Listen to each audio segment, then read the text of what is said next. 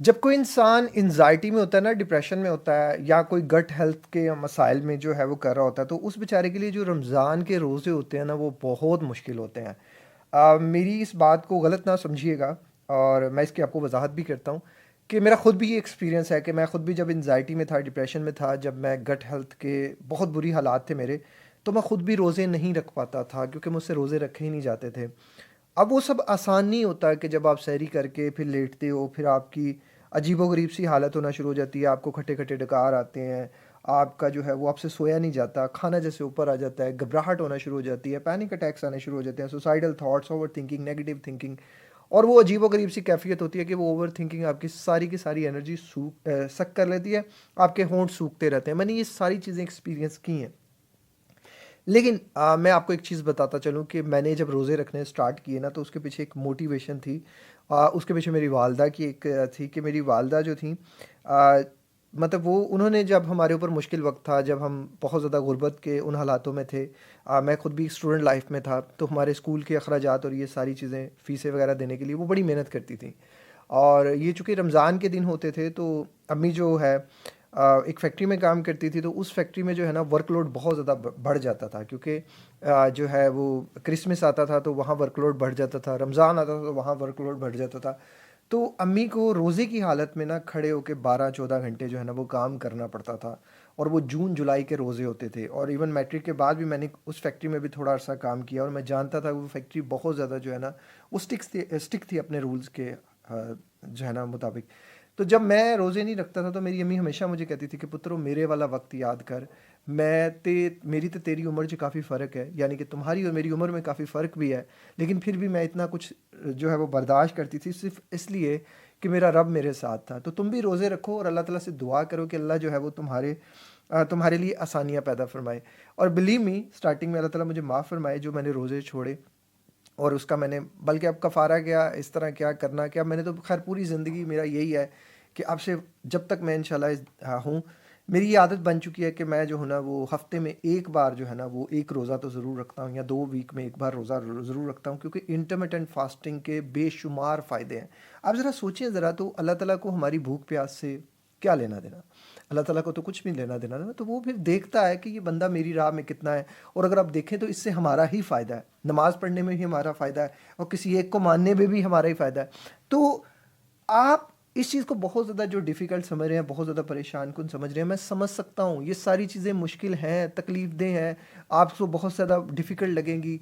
मैं भी आप ही की तरह इंसान हूँ, जो मैं बहुत से रोज़े छोड़े हैं, लेकिन अल्हम्दुलिल्लाह जब से मैं मुझे याद है 2016-17 के बाद मैंने एक भी रोज़ा नहीं छोड़ा, और उससे पहले जो छोड़े हैं मैंने उसको इस तरह कर दिया कि लाइफ़ में अब पूरी ज़िंदगी इंशाल्लाह मैं हफ़्ते में 1 रोज़ा रखता रहूँगा। और मेरे वो जो पीछे रोज़े हैं अल्लाह ताला वो भी जो है वो कवर करता है, क्योंकि अल्लाह जानता है मैंने वो सब जान के नहीं किया, नादानी में हुआ, वो मुझे पता नहीं था। और जब आप डॉक्टर के पास जाते हैं, कोई डायबिटिक पेशेंट है तो रोज़े, अब जाके डॉक्टर ने कहा है कि रोज़े रखें, वरना मेरी अम्मी को भी डॉक्टर ने कहा था आपने रोज़े नहीं रखने, आपने कुछ कुछ देर बाद खाते रहना। तो अम्मी ने कहा जी मैंने पूरी ज़िंदगी रोज़े नहीं छोड़े, और मैं रोज़े नहीं छोड़ूंगी। मैं कहता हूँ कि मेरी मेरी माँ के मैं हमेशा उसके अपनी वालदा की रिस्पेक्ट करता हूँ कि मेरी वालदा बहुत ज़्यादा जो है ना, वो एक होता है ना एक इंसान बहुत ज़्यादा जो है वो किरदार का और मेहनती और हिम्मत वाला इंसान, मैंने अपनी वालदा को वो देखा है। तो जब एक इस तरह की माँ होती है ना आपके पास, तो फिर आपको बाहर कहीं रोल मॉडल ढूँढने की तलाश ही नहीं होती, वो घर में ही आपके होता है। तो वो देख के फिर मुझे भी मोटिवेशन मिलती थी, और ये सारी चीज़ें थी। तो यही चीज़ मैं आपको कहूँगा कि अगर आपको भी मोटिवेशन चाहिए, तो मैंने खुद ये चीज़ बहुत डिफ़िकल्ट देखी है। आप जितना एक्सपीरियंस कर रहे हो, मैंने उससे कई गुना ज़्यादा एक्सपीरियंस किया है। लेकिन बेनिफिट्स रमज़ान के बहुत ज़्यादा है, इंटरमिटेंट फास्टिंग के, रोज़े के बेनिफिट्स के ऊपर मैं डिटेल वीडियो बना चुका हूँ।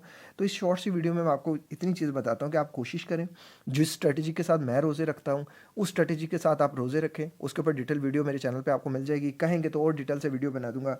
इससे मेरी प्री डायबिटिक जो था मैं रिवर्स हुई। इससे जो है वो बहुत से बेनिफिट्स हैं, जिन लोगों को डायबिटिक है उनके लिए बहुत ज़्यादा बेनिफिट हैं, कैंसर सेल्स के लिए ये बहुत अच्छा काम करती है, आपके स्किन के लिए, आपके मेंटल हेल्थ के लिए, आपकी जो है वो कॉग्निटिव फंक्शंस के लिए, आपके स्टमक हेल्थ के लिए, आपके गट हेल्थ के लिए, और बहुत सी चीज़ें हैं कि यार आप बस इसको स्टार्ट करो, और इस स्ट्रेटजी के साथ करो कि मेरे जैसे मैं करता हूँ कि खाना, जैसे अगर सहरी 5 बज के अगर जो टाइम है उसका अगर 4:50 है या 5:15 है, या 5:20 है, कोई भी टाइम है, आप उसको टाइम, क्योंकि टाइम चेंज होता रहता है, टाइम पीछे-पीछे आता रहता है। तो आपने ये सोचना है कि आपने सिर्फ़ 1 घंटा पहले सैरी कर लेनी है। आपने 1 घंटा पहले सैरी की, फिर आपने वॉक शुरू कर दी। चलते-फिरते रहे खाना, ताकि डाइजेस्ट हो जाए खाना आपके, यहाँ गट में जो है ना वो बेहतर हो जाए, आपकी कंडीशन बेहतर हो जाए। कोशिश ये करें, मीठा आपने नहीं खाना, चीनी आपने नहीं खानी, ये सारी चीज़ें अवॉइड करें। सूखी रोटी खाएँ, साथ यार ये सारी चीज़ें मैं बता चुका हूँ। मेरी सैरी बड़ी सिंपल होती है, सूखी रोटी, साथ में देसी अंडा, उसका आमलेट बना होता है, 2 देसी अंडे होते हैं, उनका आमलेट होता है, तो प्याज़ टमाटर वगैरह कटे होते हैं उसमें, इतना सा वो बन जाता है। और उसके साथ रोटी खाता हूँ, फिर वॉक करता हूँ, फिर थोड़ा सा दही खाता हूँ, सिंपल। ये मेरी जो है ना वो सैरी होती है। और इसी तरह ही जो है वो बेस्ट ये चीज़ है। तो ये इससे ज़्यादा बेस्ट आपको कुछ हो ही नहीं सकता जिन लोगों को मेरी तरह मसले मसाइल हैं। आप जितना सिंपल रहेंगे उतना ज़्यादा चीज़ें जो है वो आपको बेहतर होंगी। आप इसमें बादाम भी ऐड कर सकते हैं, आप कुछ लोग इसमें चिया सीड्स भी ऐड कर सकते हैं, कुछ भी ऐड कर सकते हैं। जिन लोगों को फाइबर कम ज़्यादा चाहिए वो फाइबर ज़्यादा ऐड कर सकते हैं, और जिन लोगों को फाइबर कम चाहिए वो फाइबर कम कर सकते हैं। आपने करना यही है, लेकिन खुदारा रोज़े ज़रूर रखें। रोज़ा कुछ नहीं कहता, रोज़े आपको बेनिफिट देते हैं। मैं समझ सकता हूँ, मुझे पता है।